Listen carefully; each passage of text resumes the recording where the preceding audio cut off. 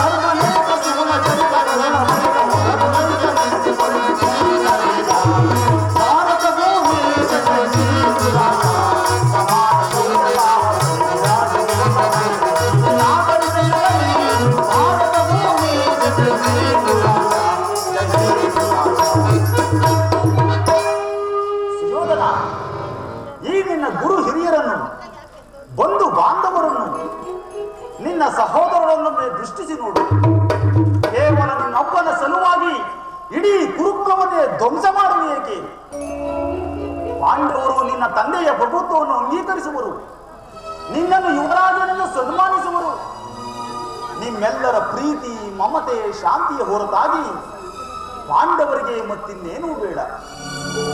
ಯೋಚಿಸು, ಇದು ಅತ್ಯಂತ ಮಹತ್ವದ ವಿಷಯ. ಅಲ್ಪ ಪ್ರಯತ್ನದಿಂದ ಮಹಾಫಲವನ್ನು ಹೊಂದುವೆ. ಶತ್ರುಗಳು ತಲೆಬಾಗಿ ನಿನ್ನಲ್ಲಿ ಕ್ಷಮಾ ಭಿಕ್ಷೆಯನ್ನು ಬೇಡುವರು. ಮಿತ್ರರು ಪುಳಕಿತರಾಗಿ ನಿನ್ನನ್ನು ಆಲಂಗಿಸುವರು. ನಿರಾಯಾಸವಾಗಿ ಈ ಸಾಮ್ರಾಜ್ಯ ಶಾಸನವು ನಿನ್ನ ಕೈ ಸೇರುವುದು. ಪಾಂಡುನಂದನರೊಡನೆ ಸಮಾನ ಭಾವದಿಂದ ಪ್ರಜಾಪಾಲನೆಯ ಪವಿತ್ರ ಯಜ್ಞದಲ್ಲಿ ದೀಕ್ಷಿತನಾಗು. ಆಗ ನೀನು ಇಡೀ ವಿಶ್ವ ಜಗತ್ತಿನಲ್ಲಿ ಅಪ್ರತಿಮೆನಿಸುವೆ. ಇಡೀ ಮಾನವ ಲೋಕವು ನಿನ್ನನ್ನು ಆದರ್ಶ ನರಪತಿ ಎಂದು ಹೊಗಳುವುದು. ಪಾಂಡವರ ರಾಜ್ಯದ ಮೇಲಿನ ಹಕ್ಕನ್ನು ಒಪ್ಪಿಕೊಳ್ಳದಿದ್ದರೆ ಹೋಗಲಿ, ಅವರ ಇಷ್ಟವನ್ನಾದರೂ ನೆರವೇರಿಸು. ಸಂಧಿಗೆ ಸಮ್ಮತಿಸು. ದಾನವ ವಿಜಯಿ ಯದುಪತಿಯು ಕೇವಲ ಪಾಂಡವರ ಸಲುವಾಗಿ ಅಲ್ಲ, ಆಪ್ತರ ಸಲುವಾಗಿ, ನಿಮ್ಮಗಳ ಸಲುವಾಗಿ ಮುಂದೊದಗುವ ಭೀಷಣ ಯುದ್ಧದಲ್ಲಿ ಈ ಮಾನವ ಕುಲಕೋಟೆಯನ್ನು ಉತ್ತರಿಸುವ ಸಲುವಾಗಿ ಇಂದು ನಿನ್ನಲ್ಲಿ ಸಂಧಿ ಭಿಕ್ಷೆ ಬೇಡುತ್ತಿರುವೆನು. ಭಿಕ್ಷಾ ಪ್ರದಾನ ಮಾಡು ಗೌರವೇಶ್ವರ. ಭಿಕ್ಷಾ ಪ್ರದಾನ, ಭಿಕ್ಷಾ ಪ್ರದಾನ, ಇದರಲ್ಲಿ ನನ್ನ ಅಪರಾಧವೇನು ಎದುರಾಜ? ಓಡವರು ಜೂಜಾಡಿ ಸಕಲ ರಾಜ್ಯೋದಿ ಸಕಲ ಸಂಪತ್ತನ್ನು ಕಳೆದುಕೊಂಡಿದ್ದು ನನ್ನ ತಪ್ಪೆ. ಸತ್ಯ ಪರಿಪಾಲನೆಗಾಗಿ ವನವಾಸ ಮಾಡಿದುದು ಅಧರ್ಮದ ಕಾರ್ಯವೇ? ಏಳು ವಾಸುದೇವ, ಈ ವಿಸ್ತಾರವಾದ ಸಾಮ್ರಾಜ್ಯವನ್ನು ಶಾಸನ ಮಾಡಲು ಈ ಸಾಮ್ರಾಟ ಸುಯೋಧನನ ಹೊರತು ಮತ್ತಾರಿಗೂ ಸಾಧ್ಯವಿಲ್ಲ. ಪಾಂಡವರು ಕ್ಷಾತ್ರ ಧರ್ಮವಿಹುದೇ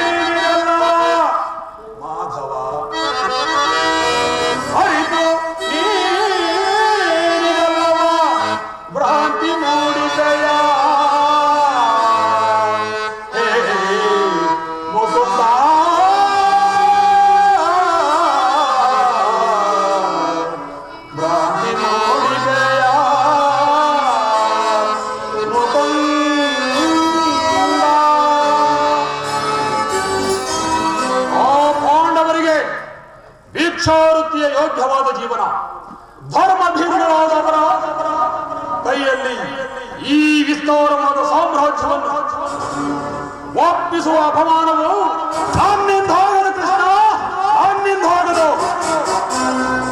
ಯುದ್ಧದ ಬಯಲು ತೋರುವೆಯ ಜನಾರ್ದನ.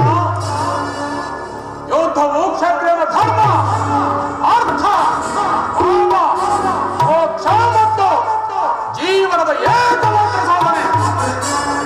ಯುದ್ಧದ ಸಲುವಾಗಿ ಕ್ಷತ್ರಿಯನೆಂದಿಗೂ ಭಯಪಡುವುದಿಲ್ಲ, ಭಯಪಡಲಾರ, ಭಯಪಡಲಾರದು. ನಿನ್ನ ಅಭಿಷ್ಟವು ಯುದ್ಧವಾಗದೆ ಅಗತ್ಯವಾಗಿ ಅದನ್ನೇ ಹೊಂದುವೆ. ಇದು ನಿನ್ನ ಯುದ್ಧವಲ್ಲ, ಭಯಂಕರ ಆತ್ಮಹತ್ಯೆ, ಪಾಪಾಶಯ, ಗುರುಕುಲ ಕಳಂಕ ಸ್ವರೂಪನೇ. ನಿನ್ನ ಅಪರಾಧಗಳು ಏನೆಂದು ಕೇಳುವೆಯ? ನಿನ್ನ ಅಪರಾಧಗಳು ಅಗಣ್ಯ. ಹಿಂದೆ ರಾಜಸೂಯಾಗದಲ್ಲಿ ಪಾಂಡವರ ಸಂಪತ್ತನ್ನು ನೋಡಿ ಕರುಗಿದ ನೀನು ಈ ಶಕುನಿಯ ಸಲಹೆಯಂತೆ ಯುಧಿಷ್ಠಿರನನ್ನು ಕಪಟದೂತಕ್ಕೆ ಎಳೆದದ್ದು ಮರೆಯ. ತುಂಬಿದ ರಾಜಸಭೆಯಲ್ಲಿ ಸಹೋದರನ ಪತ್ನಿಯನ್ನು ಎಳೆತರಿಸಿ ನೀನು ಮಾಡಿದ ಅವ್ಯಾಚ್ಯ ಅಪರಾಧವು ಅನಂತ ಕಾಲವು ಪ್ರಳಯದ ಧೂಮಕೇತುವಿನಂತೆ ನಿನ್ನ ನೀಚ ಸ್ಮೃತಿಯನ್ನು ಹಿಂಬಾಲಿಸಿರುವುದನ್ನು ಮರೆಯಬೇಡ. ಸತ್ಯವಂತರು ಧರ್ಮಶೀಲರು ಆದ ನಿನ್ನ ಬಂಧು ಬಾಂಧವರೊಡನೆ ನೀನು ಜಗನ್ಯವಾದ ರಾಕ್ಷಸಿ ವೃತ್ತಿಯನ್ನು ತೋರಿಸಿದೆ.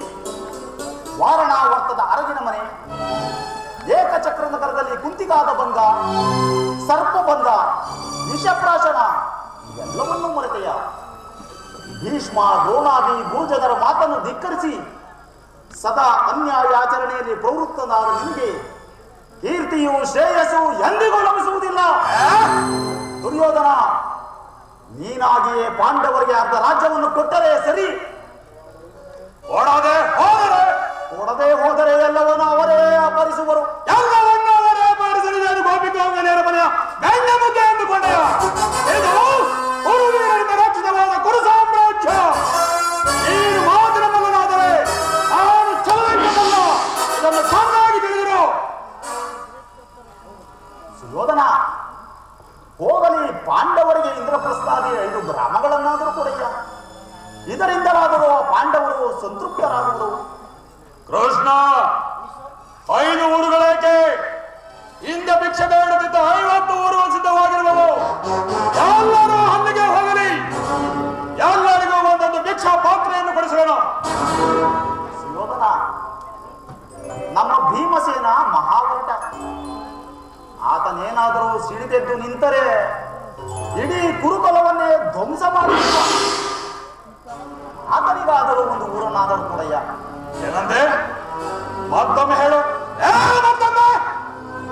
ನಮ್ಮ ಭೀಮಸೇನ ಮಹಾವರಟ, ಆತನಿಗಾದರೂ ಒಂದು ಊರನ್ನಾದರೂ ಕೊಡಯ್ಯ ಎಂದೆ. ಕೇಳಿದಿರ ಈ ವಿಚಿತ್ರವಾದ ಮಾತುಗಳನ್ನು? ನನ್ನ ಕಡವರಿಯಾದ ಭೀಮನಿಗೆ ನಾನು ಒಂದು ಊರನ್ನು ಕೊಡಬೇಕಂತೆ. ಒಂದು ಊರು ನೆಟ್ಟ ನೇರಗಳನ್ನು ಆಡುವ ಈ ಗೌರವನ ಕಠೋರವಾದ ಮಾತುಗಳನ್ನು ಕೇಳು. ನೆಟ್ಟರು ಸರಿಯೇ, ದೊಡ್ಡ ಕಡೆಯಾಗಿ ಪಾರಿಯುತ್ತಬೇಕೆಂಬ ಕೊಟ್ಟು ಹಿಡಿದಿರುವ ಕೆಚ್ಚದ ಕಟ್ಟಾಡು ಈ ಗೌರವೇಶ್ವರನ್ನು ಕಂಡು ಕೆಣಕಿ ಕೇಕೆ ಹೋಗಿ ನಕ್ಕಳಲ್ಲ ಆ ಪಾಂಡವರ ಸತಿ ಪಾಂಚಾಲಿ. ಒಂದೇ ಕೊಟ್ಟು ಕೃಷ್ಣ, ಆನಿ ಛಲವನ್ನ ಭೂತ ಪ್ರೇತಗಳಿಗೇನಾದ ಸ್ವಯಂ ಭೂತನಾಥೇಶ್ವರನೇ ಕದನಕ್ಕೆ ಕಾರ್ಯದ ನಿಂದಲು ಸರಿಯೇ. ಧ್ವನಿ ಅಂಶದ ನಿರ್ಮಿತವಾದ ಕುರು ಸಾಮ್ರಾಜ್ಯದ ಏಕ ಸಿಂಹಾಸನ ರಕ್ತದ ಮರುವಿನಲ್ಲಿ ಕೊಚ್ಚಿ ಸರಿಯೇ. ಆಸ್ತಿನಾವತಿಯ ರಕ್ತ ಸಿಂಹಾಸನಾಧೀಶ್ವರರಾದ ನಾನು ಆಚರಣದ ಮಣ್ಣಲ್ಲಿ ಮಣ್ಣಾಗಿ ಹೋದರೆ ಸರಿಯೇ. ಛಲವನ್ನು ಬಿಡೆ, ನೆಲವನ್ನು ಕೊಡೆ,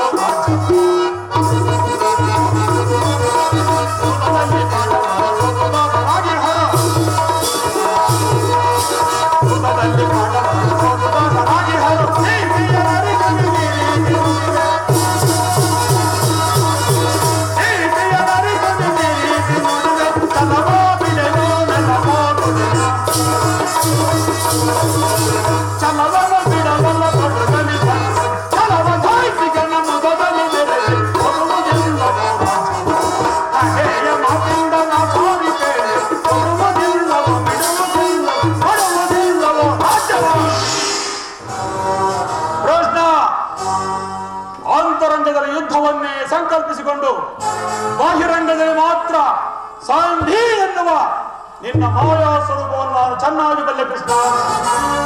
ಹಿಂದೆ ಬಲಿ ಚಕ್ರವರ್ತಿಯ ಬಳಿಗೆ ನೀನು ಹೋಗಿ 3 ಅಡಿ ಭೂಮಿಯನ್ನು ದಾನವಾಗಿ ಪಡೆದು 1ನೇ ಅಡಿಯಿಂದ ಭೂಮಿಯನ್ನು 2ನೇ ಅಡಿಯಿಂದ ಆಕಾಶವನ್ನು 3ನೇ ಅಡಿಯನ್ನು ಬಲಿಯ ತಲೆಯ ಮೇಲಿಟ್ಟವನನ್ನು ಪಾತಾಳಕ್ಕೆ ತುಳಿದ ಮಹಾನುಭಾವನಲ್ಲವೇ ನೀನು. ಲೋಕ ಕಲ್ಯಾಣಕ್ಕಾಗೋ ಅಥವಾ 3 ಅಡಿ ಭೂಮಿಯನ್ನು ದಾನವಾಗಿ ಕೊಟ್ಟ ಆ ಬಲಿಚಕ್ರವರ್ತಿಯ ಪಾಡೆ ಹಾಗಾದ ಮೇಲೆ ನಾನೇನಾದರೂ 1 ಊರನ್ನು ದಾನವಾಗಿ ಕೊಟ್ಟರೆ ಎಂತಹ ಅನರ್ಥವಾಗುವುದೆಂಬುದನ್ನು ನಾನು ಚೆನ್ನಾಗಿ ಬಲ್ಲೆ ಕೃಷ್ಣ, ಚೆನ್ನಾಗಿ ಬಲ್ಲೆ. 1 ಊರಲ್ಲ, 1 ಗೋಪಾದ ಜಾಗದಲ್ಲಿ 1 ಮುಳ್ಳು ಮುರಿಯುವಷ್ಟು ಸ್ಥಳವನ್ನು ಕೊಡುವುದಿಲ್ಲ. ಹೊರಟು ಹೋಗು.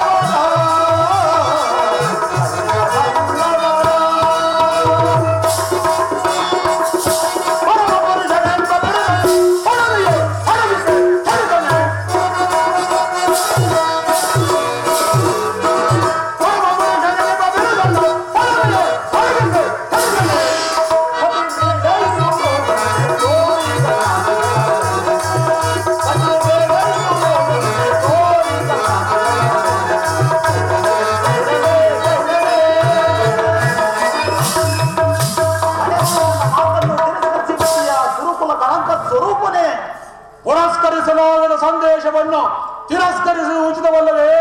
ಯಾವ ಕುಲದ ಕಳಂಕ ಸ್ವರೂಪವೇ?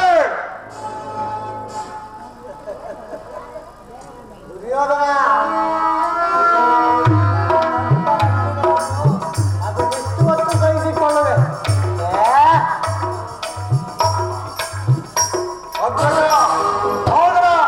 ಇದು ಕೌರವರ ಸಭೆ ಅಲ್ಲ, ಮಂದರರ ಮಿತ್ರಕೂಟ. ಅನ್ನವನ್ನೇ ತಿಂದು ಪರಿಪುಷ್ಟರಾದ ಈ ವೃದ್ಧರು ನಿನ್ನ ನಿಂದನೆಯನ್ನು ಅದೇ ಚಿತ್ತವಾಗಿ ಕೇಳುತ್ತಿರುವ ನೋಡು. ಎಂತೆಂತಾದರೂ ಇರ್ತಾರೆ, ಎಂಥ ದ್ರೋಹ ಚಿಂತನೆ ವೇಷತಕ್ಕವರಲ್ಲ. ಪ್ರಜಾ ಈ ಶತ್ರುಗಳ ಮಧ್ಯೆ ನಮಗೇನು ಕೆಲಸ? ಸರಿಯಾಗಿ ಹೇಳಿದ ಸಹೋದರ. ಈ ಶತ್ರುಗಳ ಮಧ್ಯೆ ನಮಗೇನು ಕೆಲಸ?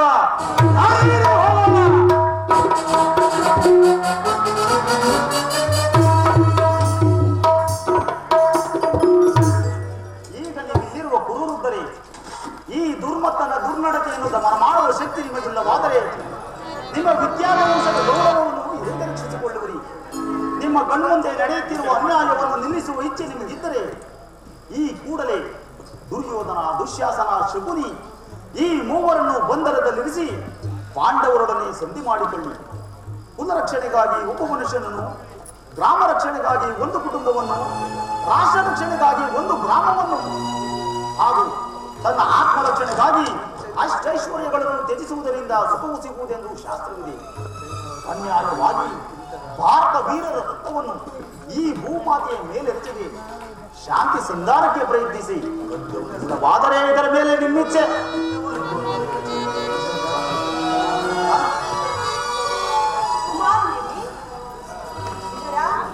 ರಾಜಮಾತೆ ಅಪ್ಪಣೆ.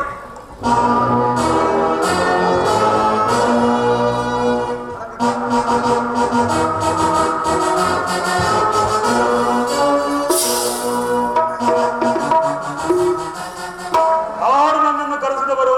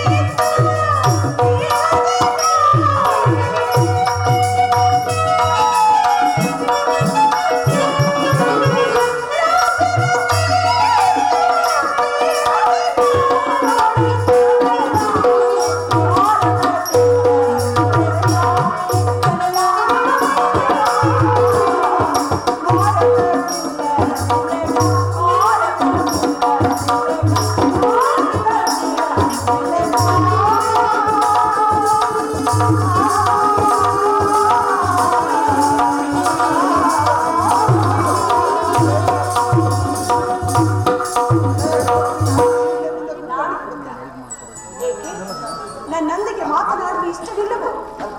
ನಾನು ನಿನ್ನ ತಾಯಿ. ಅಗಣ್ಯ ವ್ರತೋಪವಾಸಗಳನ್ನು ಮಾಡಿ ನಿನ್ನನ್ನು ಪಡೆದಿರುವೆನು. ಎದೆಯ ರಕ್ತವನ್ನು ಬಸಿದು ನಿನ್ನನ್ನು ಸಲಹಿರುವೆನು.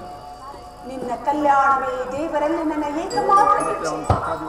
ಬಾಲ್ಯದಲ್ಲಿ ನಿನ್ನ ಕಣ್ಣುಗಳಿಂದ ತೊಟ್ಟು ನೀರು ಬಿದ್ದರು ನನ್ನ ದೇಹದ ರಕ್ತವು ನಷ್ಟವಾದಂತೆ ಎಂದು ಭಾವಿಸುತ್ತಿದ್ದೇನೆ. ಚತುರ್ದಶ ಭುವನಗಳಲ್ಲಿ ಕುಳಿತಿರಲು ತಾಯಿಯಂತಹ ಬಂಧು, ಹಿತೈಷಿಯು, ಸ್ನೇಹಿತೆಯು ಮತ್ತಾರೂ ದೊರಕುವುದಿಲ್ಲ. ನಾನು ನಿನ್ನ ಹಿತಕ್ಕಾಗಿಯೇ ಪಾಂಡವರೊಡನೆ ಸಂಧಿಗೆ ಸಮ್ಮತಿಸಿ ಅರ್ಧ ರಾಜ್ಯವನ್ನು ಅವರಿಗೆ ಕೊಟ್ಟು ಅವರೊಡನೆ ಸಮಾನ ಭಾವದಿಂದ ಭೂಮಿಯನ್ನಾಡು. ಅಮ್ಮ ಪುನಃ ಅದೇ ಮಾತು. ಅಮ್ಮ, ನಿನ್ನ ಪುತ್ರನಾಗಿ ನಾನು ಕ್ಷತ್ರಿಯ ಧರ್ಮವನ್ನು ತ್ಯಜಿಸಲೇ ಇಲ್ಲ ಇಲ್ಲ ಮಾತ. ಜಗತ್ತೆಲ್ಲವೂ ಪ್ರತಿಭಟಿಸಿದರು, ಈ ದುರ್ಯೋಧನ ಮಾತ್ರ ಧರ್ಮಚ್ಯುತನಾಗುವುದಿಲ್ಲ. ಯೋಧವು ಕ್ಷತ್ರಿಯನ ಧರ್ಮ. ರಾಜ್ಯವನ್ನು ಅಪೇಕ್ಷಿಸುವವರು ಯುದ್ಧ ಮಾಡಿ ಅದನ್ನು ಪಡೆದುಕೊಳ್ಳಲಿ. ಕೇಳು ವಾಸುದೇವ, ಇದನ್ನ ಕೊನೆಯ ಸಂದೇಶ. ನಾವು ಸಮರಯಜ್ಞದಲ್ಲಿ ದೀಕ್ಷಿತರು. ನಮ್ಮೊಡನೆ ಆ ಪಾಂಡವರ ಸಂಧಿಯನ್ನು ಅಪೇಕ್ಷಿಸುವುದಾದರೆ ಅದು ದೊರಕುವುದು ರಣಾಂಗಣದಲ್ಲಿ, ಶಾಸ್ತ್ರೋತ್ರಗಳ ಆಸ್ಪಾದನದಲ್ಲಿ, ರಥಿಕರ ವೀರ ಘೋಷದಲ್ಲಿ. ಇದನ್ನು ಚೆನ್ನಾಗಿ ತಿಳಿದಿರೋ, ನಾನಾಗಿನ್ನು ಸಮಯವಿಲ್ಲ.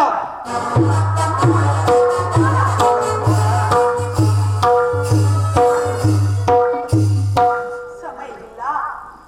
ಅಧರ್ಮ ಸುರೆಯಿಂದ ಉನ್ಮತ್ತನಾದವನಿಗೆ ಧರ್ಮಾಚಾರಕ್ಕೆ ಸಮಯವೆಲ್ಲಿ? ಹಸದ ಬೇಟೆ ನಾಯಿಯಂತೆ ಮೃತ್ಯುವು ಬೆನ್ನಟ್ಟಿ ಬರುತ್ತಿರುವಾಗ ಮನುಷ್ಯನಿಗೆ ಸಮಯವೆಲ್ಲಿ? ಹತಭಾಗ್ಯ ಕುಮಾರ, ಇಷ್ಟೊಂದು ಅಸಹನೆಯಿಂದ ಕೂಡಿದವನಾಗಿ ಈ ಅಖಂಡ ಸಾಮ್ರಾಜ್ಯವನ್ನು ಆಳುವೆಯಾ? ಅದು ಸಾಧ್ಯವಿಲ್ಲ ಪುತ್ರ.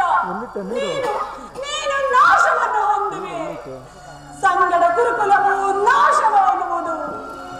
ನಿನ್ನೆ ವೃದ್ಧ ಅಂಧಪಿತನು ಶೋಕ ಸಾಗರದಲ್ಲಿ ಮುಳುಗುವನು. ನಾನು ಮಾತ್ರ ನನ್ನ ಗತಿಗಳಾಗಿ ನೇರವಾಗಿ ಹೇಳುತ್ತಾ ಆ ವಿಷಾದಮಯ ದೃಶ್ಯವನ್ನು ನೋಡಬೇಕಾಗುವುದು. ಈ ವಿಧಾತ ಈ ಗಾಂಧಾರಿಯ ಕಪಾಲದಲ್ಲಿ ಎಂತಹ ಕರುಣ ಕಥೆಯನ್ನು ಬರೆದ ದೇವ, ಎಂತಹ ಕರುಣ ಕಥೆಯನ್ನು ಅನರ್ಥವಾಯಿತು, ಅನರ್ಥವಾಯಿತು. ವಾಸುದೇವ, ದುರಾತ್ಮರು ನಿಮ್ಮನ್ನು ಬಂಧಿಸಲು ತಂತ್ರ ಹೂಡುತ್ತಿರುವರು. ಅಸಂಭವ. ನಾನು ದೂತನು. ದೂತನನ್ನು ಬಂಧಿಸುವುದು ರಾಜನೀತಿಗೆ ವಿರುದ್ಧ.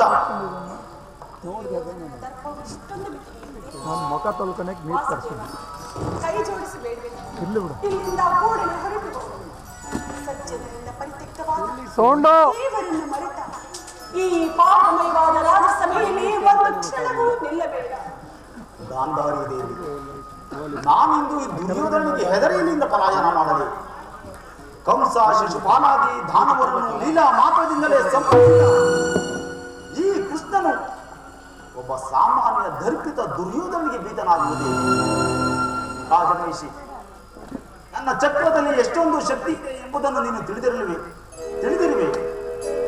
ಅದರಲ್ಲಿರುವ ಕೋಟಿ ಅಂಶದಿಂದ ಒಂದಂಶ ಇಲ್ಲಿಂದ ಹೊರಟರೆ ಸಾಕು, ಜಗತ್ತಿನ ಪ್ರಳಯವೇ ಆರಂಭವಾಗುವುದು. ಆಕಾಶದ ಗ್ರಹತಾರ ನಕ್ಷತ್ರಗಳು ಮಕ್ಕಳ ತಿರುಗಲ್ಲಿನಂತೆ ಕುಣಿಯತೊಡಗುವು. ಇಂತಹ ಕೋಟಿ ಕೋಟಿ ದುರ್ಯೋಧನರು ಗತ ಪ್ರಾಣರಾಗಿ ಮಣ್ಣಿನಲ್ಲಿ ಬಿದ್ದು ಹೊರಳಾಡುವುದು. ಇಂತಹ ನಾನು ಒಬ್ಬ ದರ್ಪಿತ ದುರ್ಯೋಧನಿಗೆ ಭೀತನಾಗುವುದೇ? ಇಲ್ಲ ತಾಯಿ. ಭಯವಲ್ಲ ಪ್ರಭು. ದಾನವ ವಿಜಯಧಪತಿಗೆ ಶತ್ರುಗಳ ಭಯವೇ? ಜಗದ್ರಕ್ಷಕನಿಗೆ ಪರಪಕ್ಷದ ಪರಾಜಯವೇ? ಗದಾ ಚಕ್ರಪಾಣಿಗೆ ವಿರೋಧಿಗಳ ಚಿಂತೆ? ಭಯಕ್ಕಾಗಿ ಹೇಳುತ್ತಿಲ್ಲ ವಾಸುದೇವ. ಆದರೆ ನನ್ನ ಸಮ್ಮುಖದಲ್ಲಿ ನನ್ನ ಗುರುವಿನ ಅವಹೇಳನವನ್ನು ನಾನು ಹೇಗೆ ಸಹಿಸಲಿ? ಅದು ನನ್ನ ಕುಲಾಂಗಾರನ ಪುತ್ರನ ಕೈಯಿಂದ. ಆಕಾಶ ಭೂಮಿಗಳ ಅಣಿವಂತವಾದ ಆನಂದ ರಾಶಿಯಲ್ಲಿ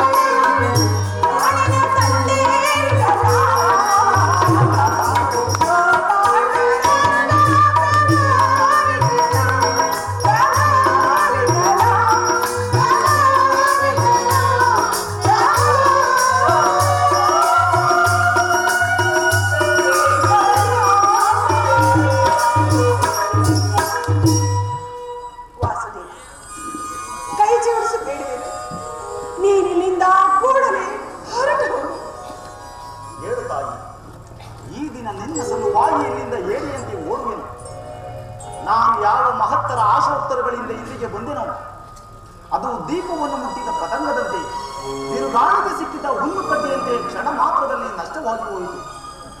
ದುರ್ಯೋಧನನನ್ನು ಪ್ರಿಯ ಬಂಧುವಿನಂತೆ ಆಲಂಗಿಸಲು ಬಂದೆನು. ಆದವನ ಔದತ್ಯವು ನನ್ನ ಸ್ನೇಹದ ವರದ ಹಸ್ತವನ್ನು ವೈರಿಯ ವಜ್ರ ಮುಷ್ಟಿಯನ್ನಾಗಿ ಮಾರ್ಪಡಿಸಿತು. ಈ ದಿನ ರಾಜ್ಯಸಭೆಯಲ್ಲಿ ನಡೆದ ಅಶಾಂತ ವಾತಾವರಣದಿಂದ ನನ್ನ ಹೃದಯದ ಶಾಂತಿ ಪ್ರಕೋಪವು ರೆಕ್ಕೆಗಳು ಬಿಚ್ಚಿ ಹಾರುವ ಮೊದಲೇ ದುರ್ಮರಣಕ್ಕೀಡಾಯಿತು. ಆಸೆಯಿಂದ ಬಂದೆನು, ನಿರಾಶನಾಗಿ ಹಿಂತಿರುಗಿದೆನು. ಆದರೂ ಚಿಂತೆ ಇಲ್ಲ ರಾಜವಂಶಿ, ಈ ದಿನ ನಿನ್ನ ಸಲುವಾಗಿ ಇಲ್ಲಿಂದ ಪಲಾಯನ ಮಾಡಬೇಕು.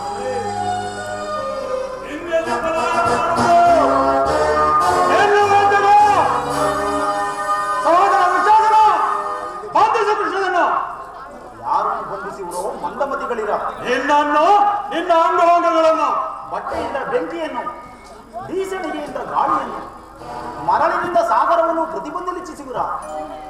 ವ್ಯರ್ಥ ವ್ಯರ್ಥ, ಅದೆಂದಿಗೂ ಅಸಾಧ್ಯ.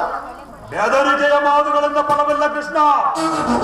ಸಹೋದರ ಬಂಧಿಸಿ, ಬಂಧಿಸಿ, ಈಗ ಬಂಧಿಸಿರಿ ನನ್ನನ್ನು. ಜಾಗೃತಳಾದ ಯೋಗಮಾಯಿ.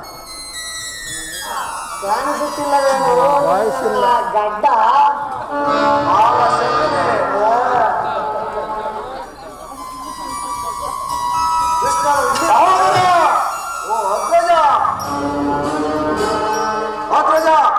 ನಿನ್ನ ಖಡ್ಗವನ್ನು ಹೊರಗೆ ಕೃಷ್ಣನನ್ನು ಸಂಹರಿಸಲು ಬಿಡು.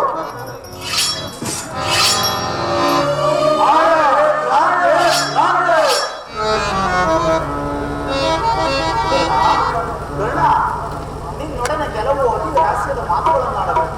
ನನ್ನೊಡನೆ ಬಾ.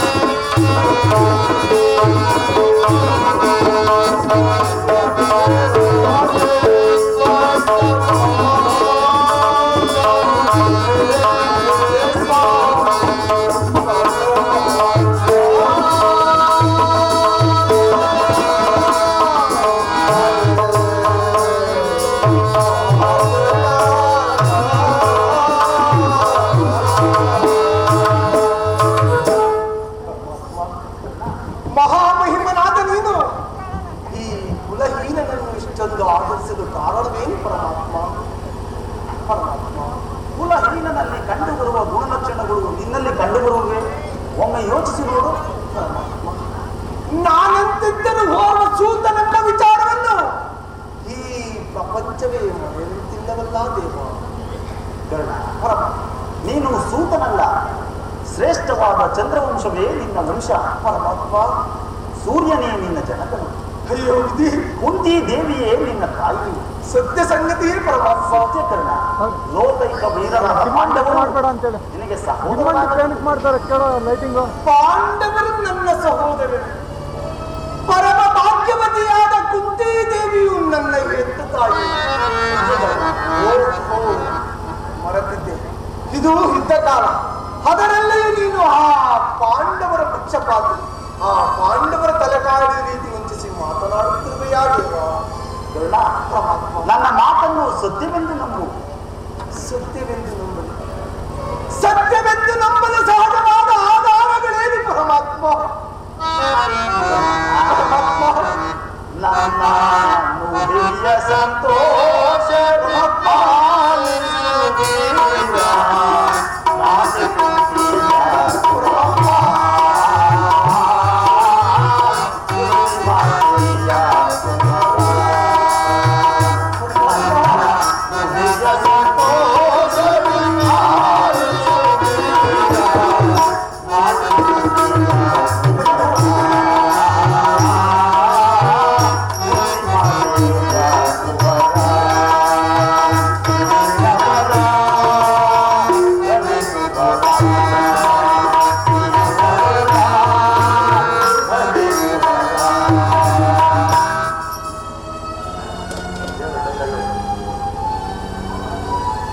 ಹಾಗಾದರೆ ನನ್ನ ಜನ್ಮ ರಹಸ್ಯವನ್ನು ತಿಳಿಸುವೆಯಾದೇವ? ತಿಳಿಸುವನು ಕರ್ಣ. ನಿನ್ನ ಜನ್ಮ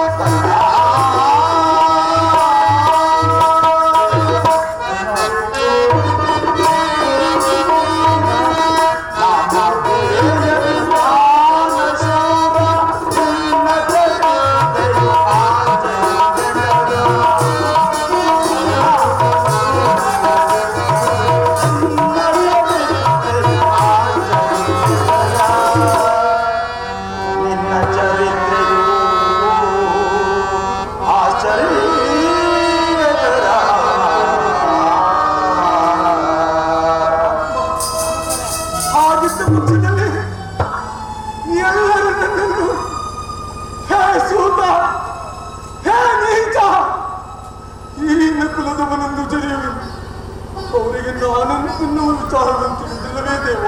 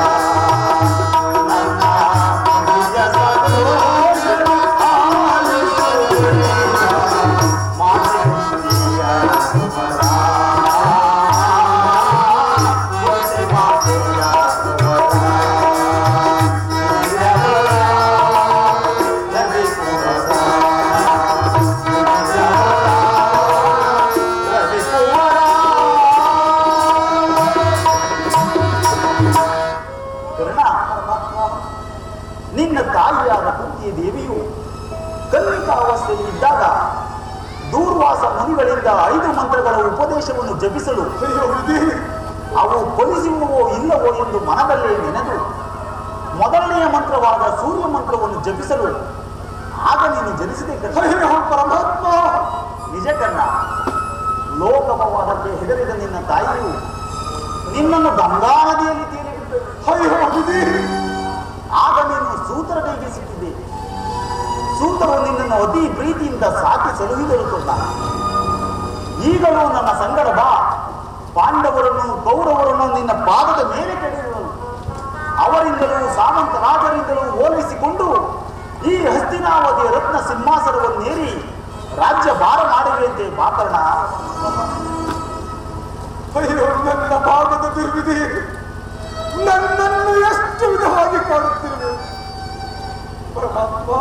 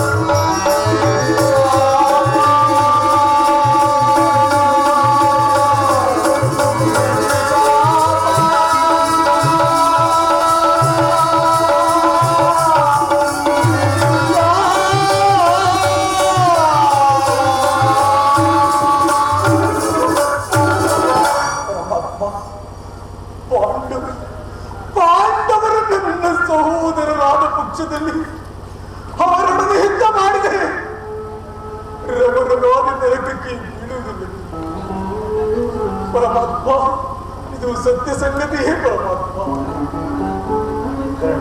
ಪರಮಾತ್ಮ, ಇದು ಸತ್ಯ.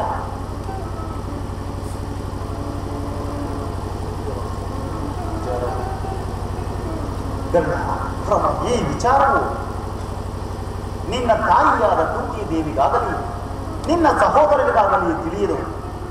ನನಗೂ ವಿದುರನಿಗೂ ಮಾತ್ರ ತಿಳಿದಿರುವುದು.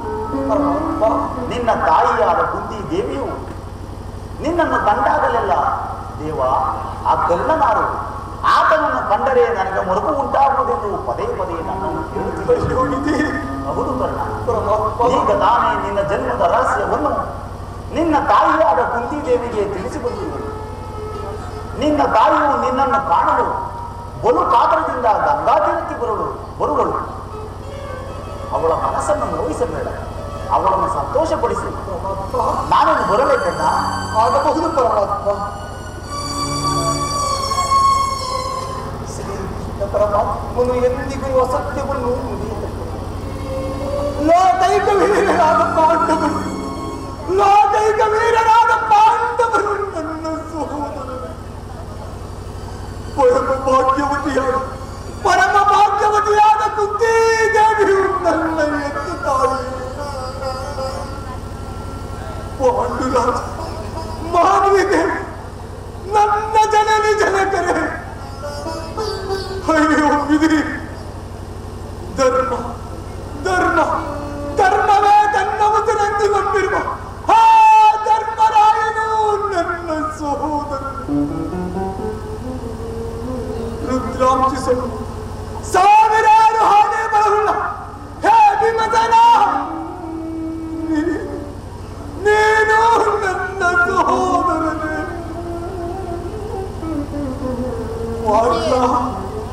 ಫಲ್ಗುಣ, ಕಿರೀಟಿ, ಶ್ವೇತವಾಹನ, ಧನುಂಜಯ, ನೀವಸ್ತು, ಸವ್ಯಸಾಚಿ ಎಂಬ ಜನ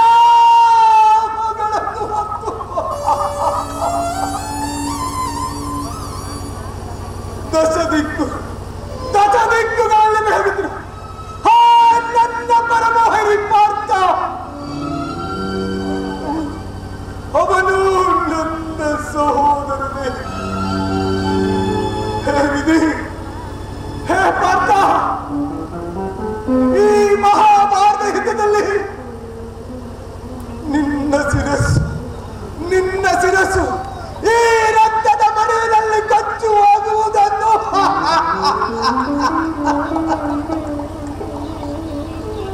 ಈ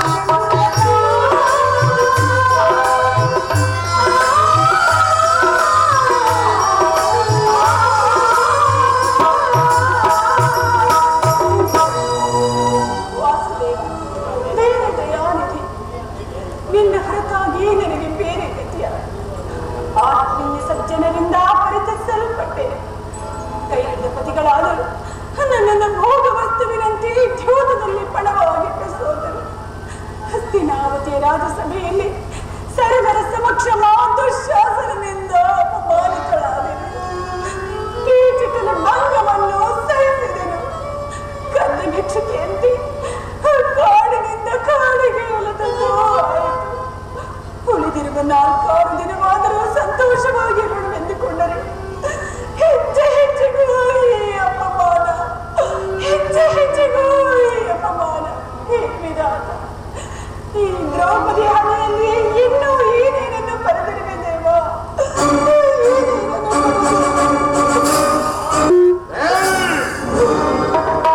ದ್ರೌಪದ, ಏಕೆ ಏನಾಯಿತು? ಈ ರೀತಿ ನಿಷ್ಕಾರಣವಾಗಿ ಹೇಳುತ್ತಿರುವೆಯಲ್ಲ, ಎನ್ನೊಡನೆ ತಿಳಿಸಬಾರದೇನೆ ಪ್ರಿಯತಮೇ? ನಾನು ನಿಷ್ಕಾರಣವಾಗಿ ಹೇಳುತ್ತಿಲ್ಲ. ಈ ದ್ರೌಪದಿ ಗೆಲುವಿಗೆ ಒಂದಲ್ಲ 10 ಹಲವಾರು ಕಾರಣಗಳಿರಬಹುದು.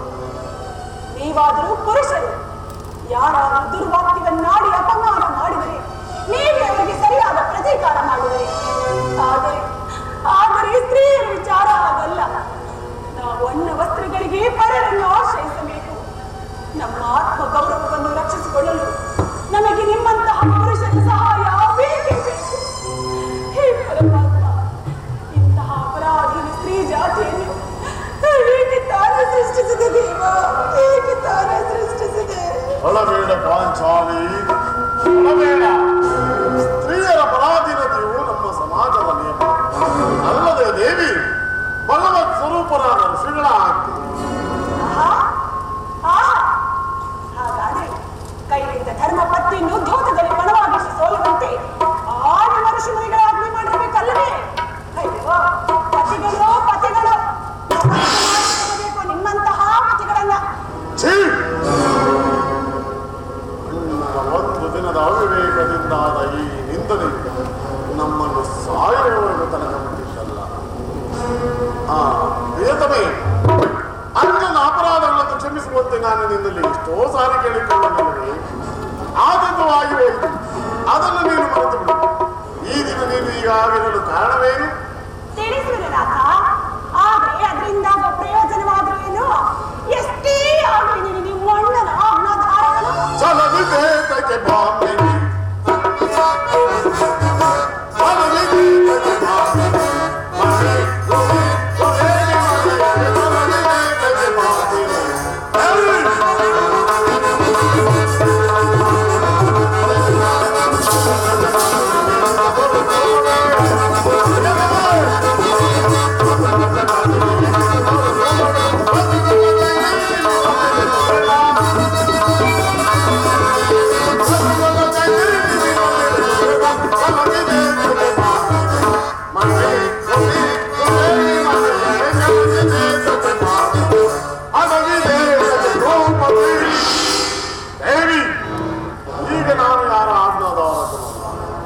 ಶಾಂತಿಯನ್ನು ಬಯಸುವರು ಸಂಧಿ.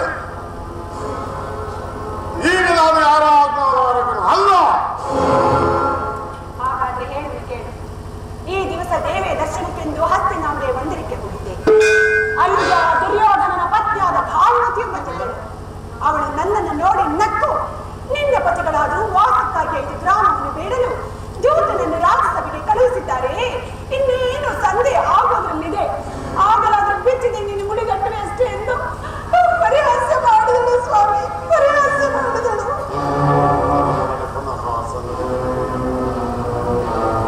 ದುರ್ಯೋಧನೊಡನೆ ಪುನಃ ಸಂಧಿಗೆ ಪ್ರಿಯ.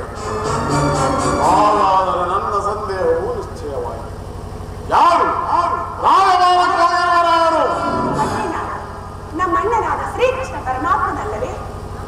ಗೋಪಿಕಾಂಗನೆಯರ ವಿಲಾಸ ವಿಭ್ರಮಿಗಳಲ್ಲಿ ಮಗ್ನನಾದ ಯದುಪತಿಯು ಯುದ್ಧವನ್ನು ಬರೆಯುವುದು ಸಹಜ. ಅರ್ಜುನನ ದ್ವಾರಕೆಯಿಂದ ಹಿಂದಿರುಗಿದಾಗಲೇ ನಾನು ಆಗಬಹುದೆಂದು ಭಾವಿಸಿದೆ. ಹಾಗಿರಲಿ ಪ್ರಿಯತಮೇ, ಆ ಭಾನುಮತಿಗೆ ಎಂದು ಉತ್ತರವನ್ನು ಕೊಟ್ಟೆ? ಪ್ರಶ್ನೆಗೆ ಸರಿಯಾದ ಉತ್ತರವನ್ನೇ ಕೊಟ್ಟಿದ್ದೇನೆ. ಏನೆಂದು? ಭಾನುಮತಿ, ನಿನ್ನ ಕಟ್ಟಿದ ಮುಡಿಯನ್ನು ಬಿಡಿಸುವವರೆಗೂ ನನ್ನ ಬಿಚ್ಚಿದ ಮುಡಿಯನ್ನು ಕಟ್ಟುವುದಿಲ್ಲವೇ ಎಂದು. ವಾಚಾಲಿ ಚಮತ್ಕಾರವಾದ ಉತ್ತರವನ್ನು ನೀನು ನಮ್ಮ ಸಂಗಡ ಕದನ ಮಾಡುವುದರೊಂದಿಗೆ ನಿನ್ನ ಚತುರ್ಥಿಯನ್ನು ಮುಗಿಸಲಿ ಎಂದು ಭಾವಿಸಿದೆ. ಇಲ್ಲ, ಮುಗಿದಿಲ್ಲ. ನೀ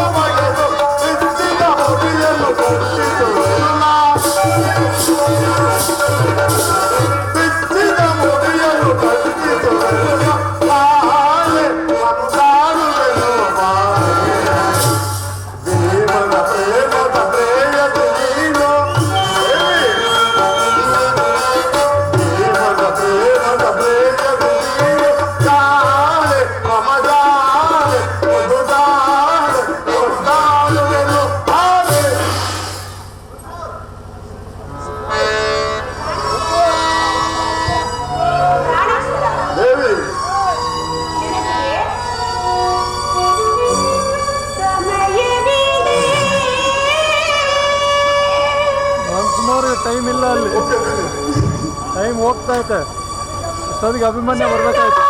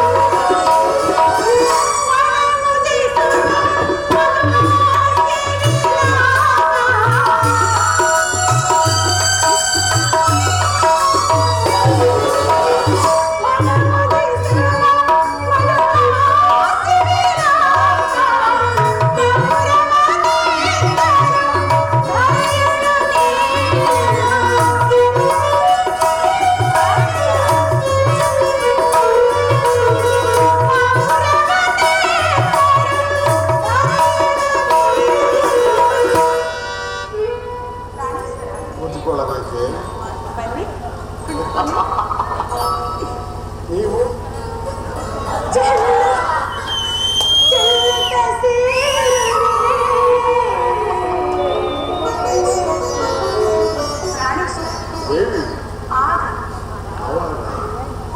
ಆ ಕರ್ಣನ ಶಿರಸ್ಸನ್ನು ಧರೆಗುರುಳಿಸಿದಾಗ ಬಿಚ್ಚಿದ ಮುಡಿಯನ್ನು ಕಟ್ಟಿಸಿದಾಗ ದೇವಿ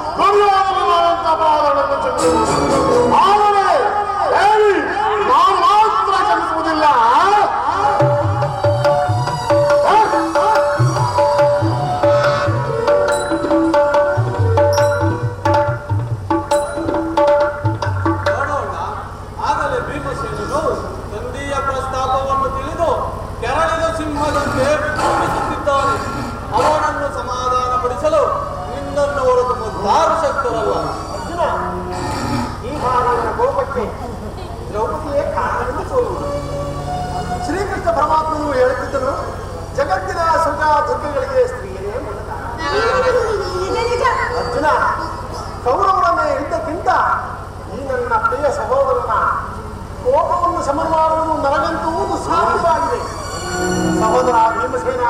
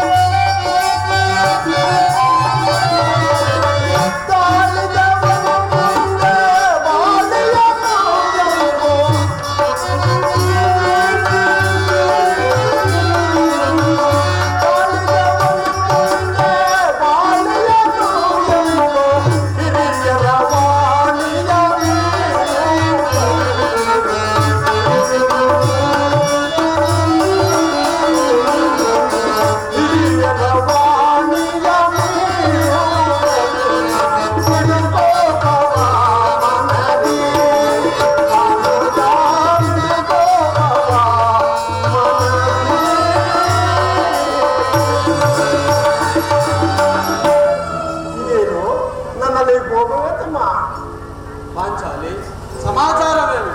ಅಣ್ಣನೇಕೆ ಸಿಟ್ಟಾಗಿರುವನು? ಏಕೆ?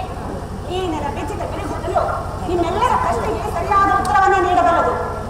ರಾಜ, ಸಮಯಕ್ಕೆ ಸರಿಯಾಗಿ ಬಂದೆ. ನನಗೆ ಯಾರಲ್ಲಿಯೂ ಕೋಪವಿಲ್ಲ.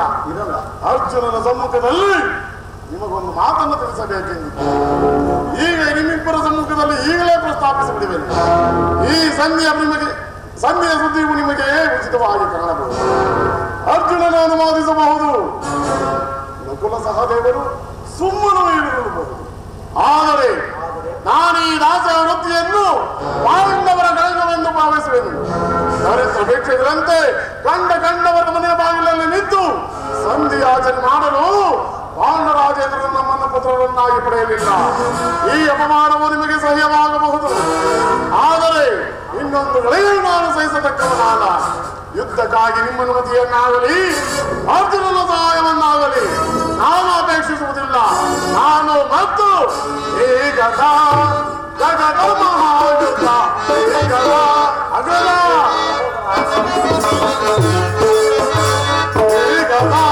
ಜಗದ ಮಹಾಯುದ್ಧ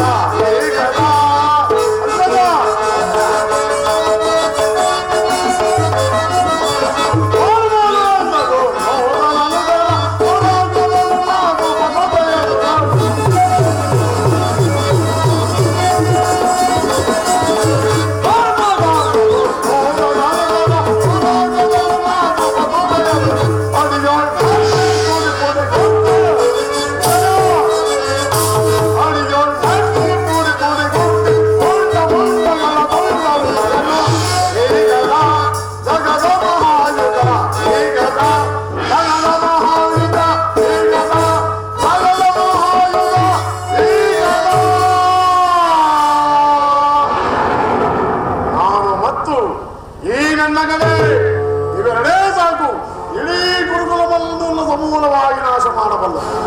ನೀವು ನಿಶ್ಚಿಂತರಾಗಿ ಸಂಧಿಯ ಪ್ರಸ್ತಾಪದಲ್ಲಿ ತೊಡಗಿರಿ, ನನಗೆ ತೋರಿದನ್ನು ನಾನು ಮಾಡುತ್ತೇನೆ. ನಿಲ್ಲು ಪ್ರಿಯ ಸಹೋದರ, ನಿನ್ನ ಕೋಪವನ್ನು ಶಮನ ಮಾಡುವ ಶಕ್ತಿಯು ನನಗಿಲ್ಲ. ಕೋಪ ಮಾಡಬೇಡ ಅಣ್ಣ. ಧರ್ಮಜನು ನಮಗಿಂತ ಹಿರಿಯನು. ಅವನ ಇಚ್ಛೆಗೆ ವಿರುದ್ಧವಾಗಿ ಯುದ್ಧವನ್ನು ಮಾಡುವುದು ನಮಗೆ ಅನುಚಿತ.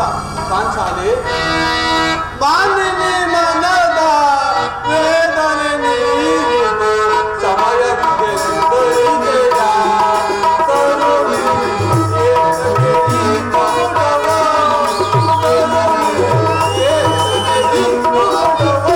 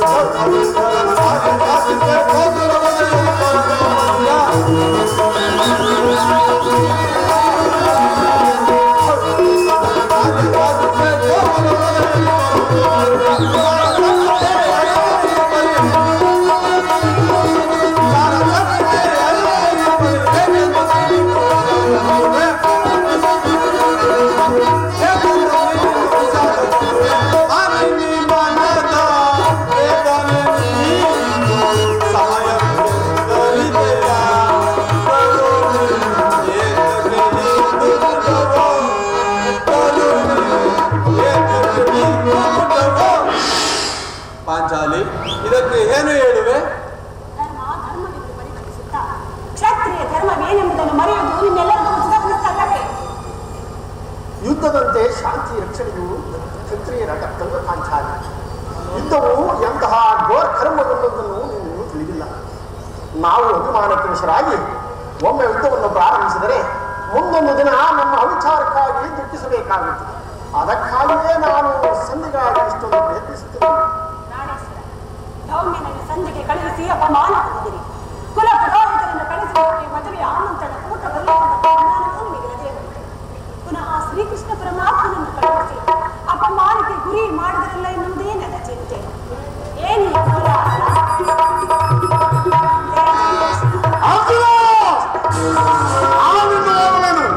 ಈ ಸಂಧಿಯ ಫಲಾಫಲಗಳನ್ನು ಕೇಳುವುದರಿಂದ ನನ್ನ ಯಾವ ಪ್ರಯೋಜನವಿಲ್ಲ.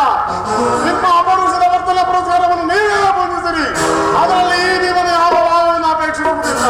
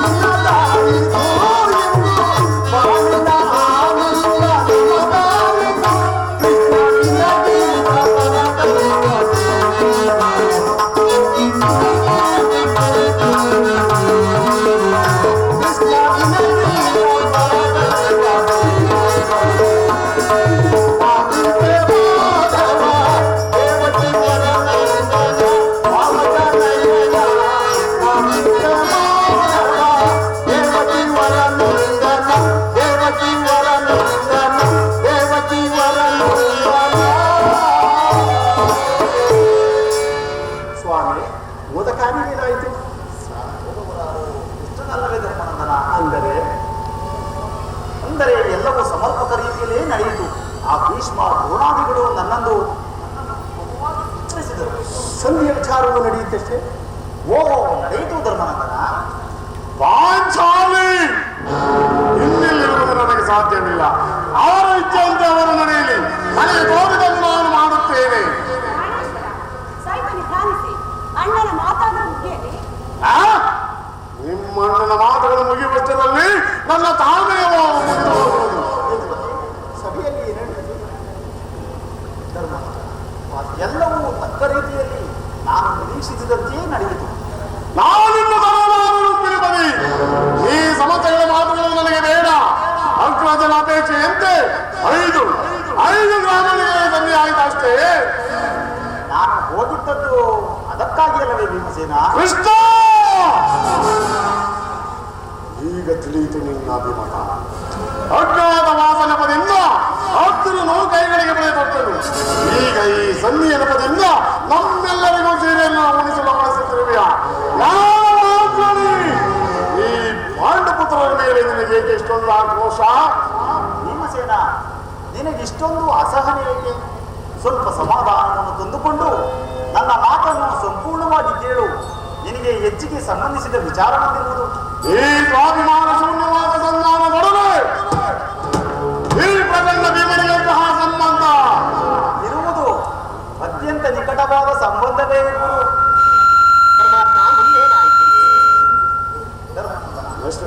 ರಾಜ್ಯಸಭೆಯಲ್ಲಿ ನಿಮ್ಮ ಸಂದೇಶವನ್ನು ತಿಳಿಸಿದರು. ಅವರೆಲ್ಲರೂ ಒಪ್ಪಿದರು. ಯಾರು ಒಪ್ಪಿದರು? ಭೀಷ್ಮ, ದ್ರೋಣ, ವಿದುರ, ಇನ್ನೂ ಮುಂತಾದವರು.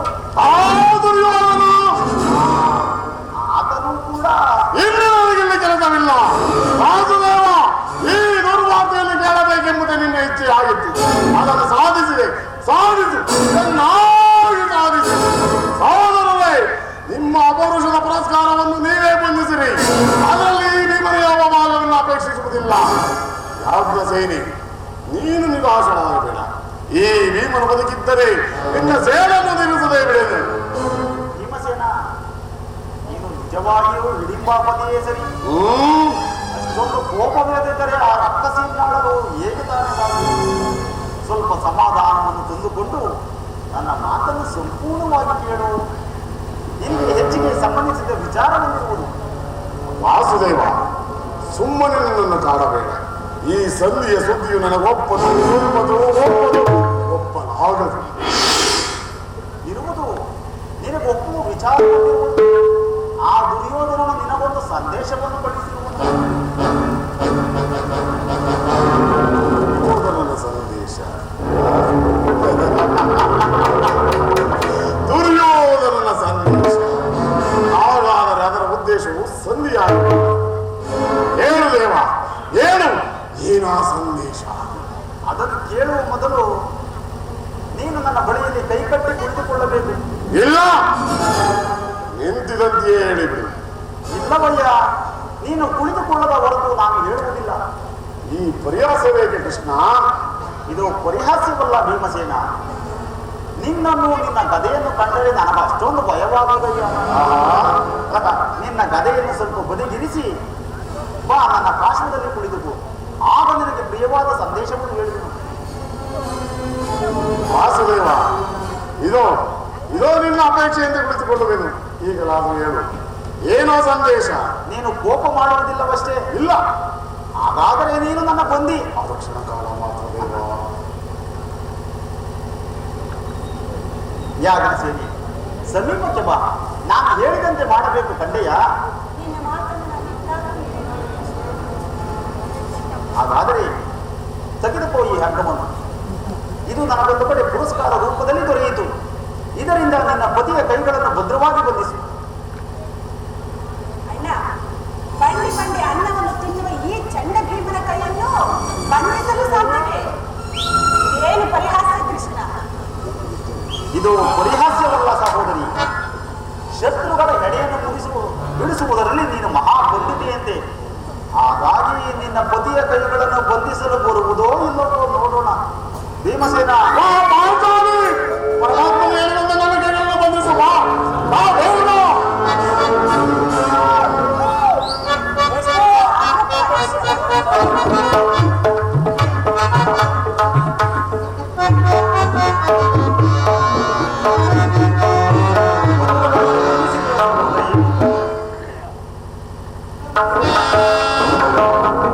ಆದರೆ ಈಗ ಎಲ್ಲರೂ ಕೇಳಿರಿ, ಈ ಭೀಮನನ್ನು ಬಂಧಿಸಿರುವ ಹಕ್ಕವು ಈಗಿನ ರಾಜ್ಯಸಭೆಯಲ್ಲಿ ನನ್ನ ಅಂಗಾಂಗಗಳನ್ನು ಬಂಧಿಸಲು ಅನುವಾಗಿತ್ತು.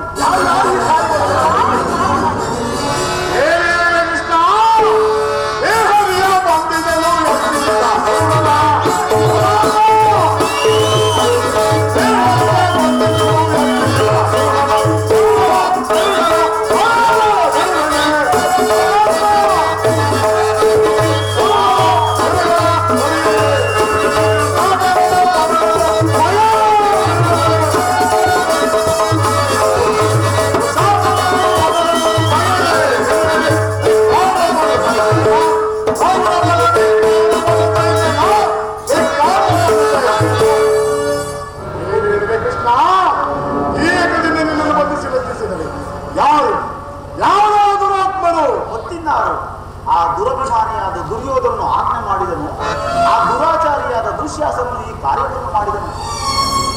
ಮಹತ್ ಕಾರ್ಯ ಅವರಿಗಲ್ಲದೆ ಮತ್ತಾರಿಂದ ಸಾಧ್ಯ? ಈ ನೀಚ ಕೃತ್ಯದಿಂದ ದುರ್ಯೋಧನನ ದುರಭಿಮಾನವೇ ಮುಟ್ಟಿತು. ಪ್ರಿಯವನ್ನು ಮಾಡ ಭಗವಾನ್ ವಾಸುದೇವನನ್ನು ಪಾಂಡವರಾಯ ಮಾರಿಯಲ್ಲಿ ಈ ರೀತಿ ಅಪಮಾನ ಮಾಡಿದರೆ ಇಷ್ಟು ಮಾತ್ರವಲ್ಲ ಭೀಮಸೇನ, ಅಗ್ರಜ ಆ ದುರ್ಯೋಧನ ಇದಕ್ಕೆ ನಿಮ್ಮಗಳ ಉತ್ತರ? ಇಷ್ಟು ಮಾತ್ರವಲ್ಲ ಭೀಮಸೇನ, ಆ ದುರ್ಯೋಧನನು ನಿಮ್ಮ ಸಂತಾನಕ್ಕೆ ಕೊಟ್ಟ ಉತ್ತರವನ್ನು ಕೇಳಿ.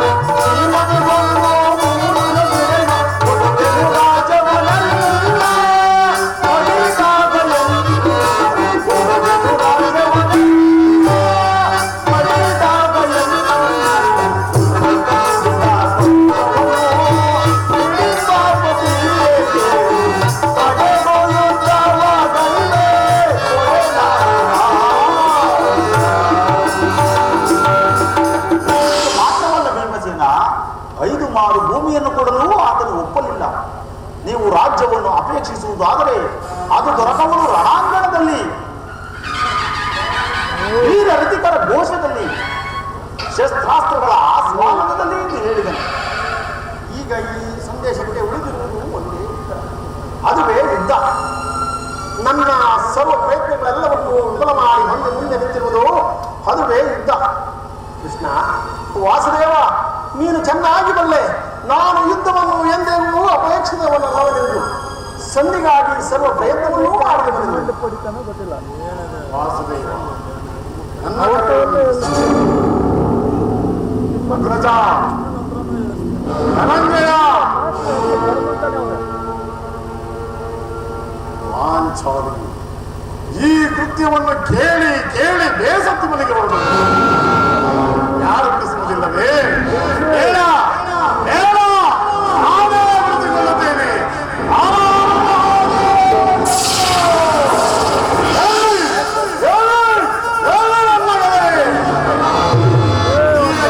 ಎಲ್ಲವೂ ನನ್ನ ಪ್ರತಿಜ್ಞೆಯನ್ನು ನಾನು ವಾಮದೇವನ ಆತ್ಮದಿಂದ ನಡೆಸಿದ್ದೇ ಸತ್ಯವಾಗಿದ್ದರೆ, ವೀರ ಮೋದಿ ಗುತ್ತಿದೆಯನ್ನು ಜನಮನ ಮಾಡಿದ ನಿಜವಾಗಿದ್ದರೆ, ನಾಳಿನ ಯುಗದಲ್ಲಿ ಕೌರವರ ಧರ್ಮಚಂದ್ರ ಬಂದು ಸಹೋದರರನ್ನು ಸಮೂಲವಾಗಿ ನಾಶ ಮಾಡಿ ಆ ಗೌಡ ವರ್ಷಾಚರಣ ವಕ್ಷಸ್ಥಳವನ್ನು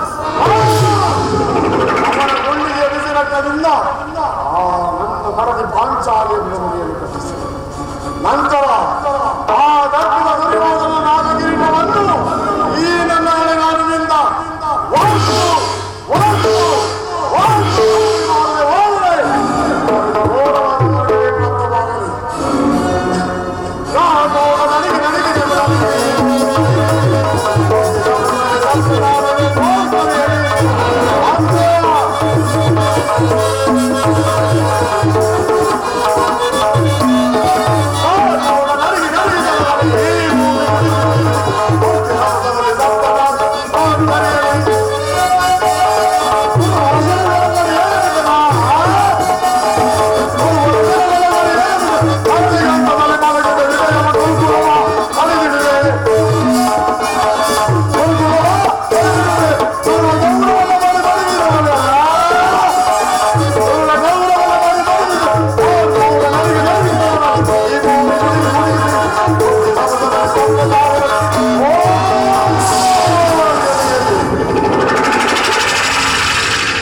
ವಾಸುದೇವ, ಈ ಶಪಥವನ್ನು ನೆರವೇರಿಸಲು ಶಕ್ತನಾದರೆ ನನಗೆ ಗೌರವವನ್ನು ನನಗೆ ಪ್ರಾಪ್ತವಾಗಲಿ.